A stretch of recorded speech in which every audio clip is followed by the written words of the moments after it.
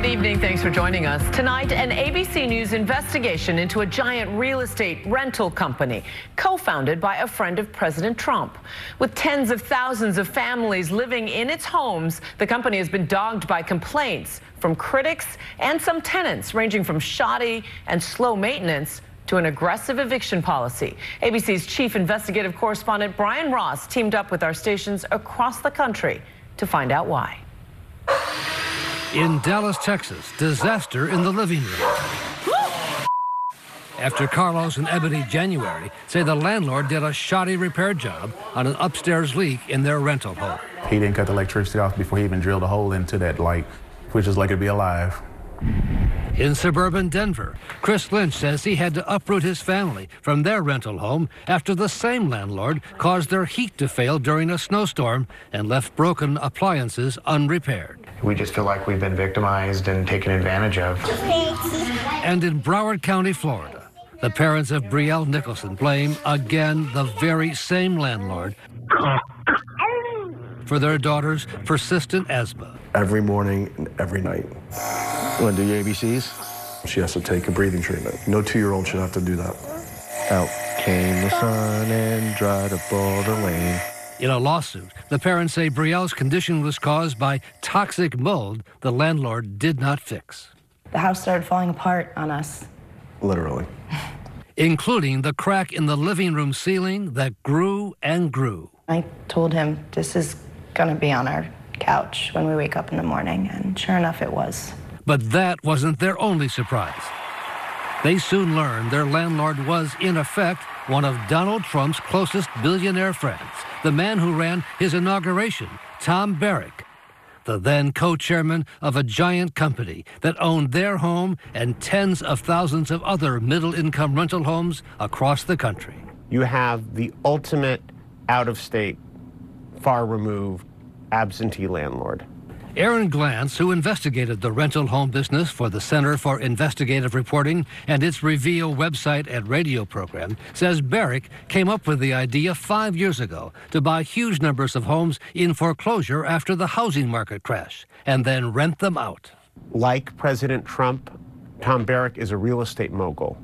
And he's the kind of real estate mogul who has always made his money by profiting off of other people's pain. Barrack's company had merged with another big corporate landlord, now called Starwood Waypoint. They operate in at least 10 states, in some neighborhoods, a huge presence, as WSB in Atlanta documented. There are critics who say you're just too big and too distant. You're the ultimate absentee landlord. Exactly the opposite, actually. Charles Young is the chief operating officer of Starwood Waypoint. We are on the ground, as I said, with dedicated teams, hundreds of them, who are proud of what they do, working with their residents to resolve issues. And in their ads, Waypoint features some of their happy customers. They've been really great to me and Tyler. But reporters at our ABC TV stations across the country It's still dripping right there. heard complaint We've had a pretty terrible experience with this house. after complaint They're an absentee landlord, at best. from tenants who felt powerless against their distant corporate landlords. We've heard a lot of complaints, and our stations across the country have, about poor service, that you're very slow to fix things. I do not agree with that at all. So we showed Young the home video of the family in Texas that complained to WFAA about the landlord. What do you think of that? One disappointed resident is one too many. We're committed to working with residents. And we showed him the video the parents of Brielle Nicholson made, now suing the company, alleging it failed to fix toxic mold they blame for her persistent asthma. From day one, we've been working with the resident to try to resolve They had to the move out situation. for what they called toxic mold, No, I that they understand. say your company did not fix. Again, as we look at the situation, we are working with the resident as much as we can. And the company claims it took proper steps to fix the problem. And you look across all of our residents, 99% are having a great experience. And we did talk to some of those tenants, like John Kaiser, who told KTRK in Houston he likes Waypoint. We've not had an issue where we didn't have somebody at our home within 48 hours. And the company told us Kathy Coe of Los Angeles gave them a 5-star rating. But she told KABC that was only after it took 3 years for the company to replace a leaky roof. It felt like I had stuck my finger in the socket. And repair ground wiring that she says nearly electrocuted her in the swimming pool. People don't show up. You sit here all day. The repairs are over and over and over again. You call somebody who has no interest in it. And when we checked with the Better Business Bureau, we found they gave Waypoint a grade of D+, finding a pattern of complaints involving repair and customer service issues.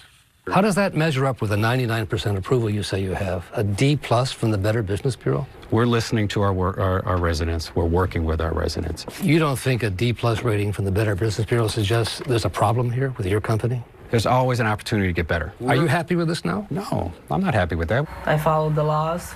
Our stations also found tenants like Susan Strasmeyer of Tampa facing evictions and ending up in court after they withhold rent to get their problems fixed. She showed WFTS reporter Adam Walzer the improper electrical breaker on her faulty water heater that she says she was told by city inspectors could have led to the house burning down. I had to drive by my house every day at lunch to make sure it wasn't burnt down. In court, the two sides reached an agreement. She avoided eviction, and the company gave her a $1,400 credit.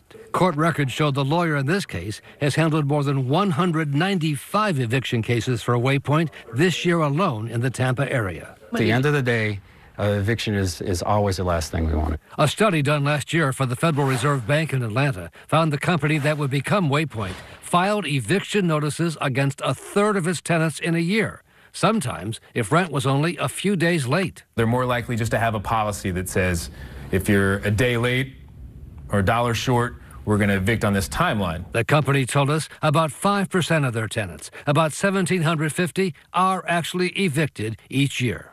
What do you imagine is the impact on the family when they get an eviction notice? And they've got to get a lawyer, and you've got all kinds of lawyers. They don't. Right. I'll say again, eviction is always the last resort.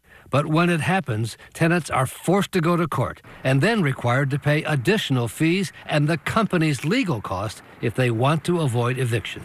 Is that true? They have to pay those fees? Yes, it's true. That's fair. That's part of the process that we have. It's part of your business. Yeah, it's part of the business. It's been a great business, one that helped the already super-rich Barrick add millions of dollars more to his personal wealth when he sold his interest this summer. Here we are at Piocho Ranch, which is the intersection of a couple of our family's passions, polo on the one hand and wine on the other. Barrick posted this video online showing off his billionaire lifestyle, living the American dream. The Nicholsons thought they were living the American dream, too, when they rented this Florida home. They loved the garden, took good care of the place, until they say it started to fall apart. And their little girl began to have serious health issues. Down came the rain, forcing them to move out when they say the Barrick company would not fix the problem. It's not just a house, it's your home, it's your life. This is what you come home to. For Nightline, Brian Ross, ABC News, New York.